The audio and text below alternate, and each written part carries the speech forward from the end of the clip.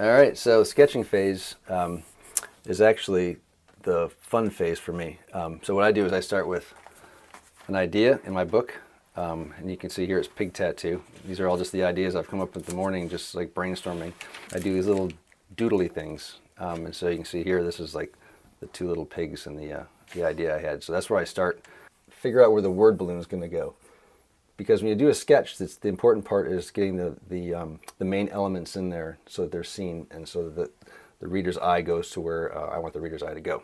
It's more just sort of laying out like the locale and the location and what's kind of going on. But the important part, obviously, is going to be a couple of talking pigs, because what could be more important than a couple of talking pigs, right? So here is a cleaned up sketch, doing a little racing and making sure that I get it how I want it. Had to move the pig over to the left a little bit, and decided I want the pig's heads to be a little bigger. Just, I don't know why, it's funnier to me. This is the part where it's, all I can do is ruin it. That's how I think of it. Because my favorite part of doing this is coming up with the ideas. And then the sketching part I think is actually really enjoyable. But the inking part is just sort of like, I've already done it, and now I'm doing it again. But it looks a lot better when it's in ink than it does in pencil. So I use a technical pen, and once you establish a look, it's very important, especially for a single panel cartoonist.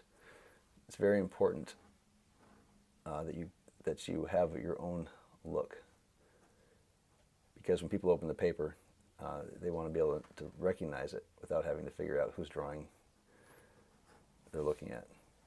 When you open up and when you read Garfield, you don't think, oh, that's a drawing style, so it must be Garfield. You recognize Garfield. So with me, I don't have that.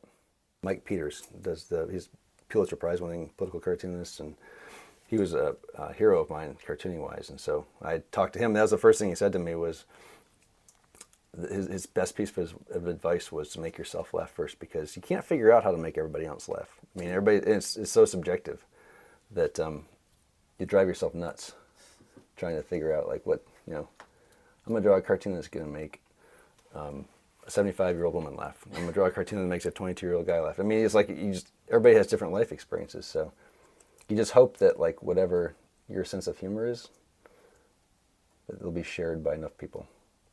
But it won't be shared by everybody, obviously. Hopefully somebody.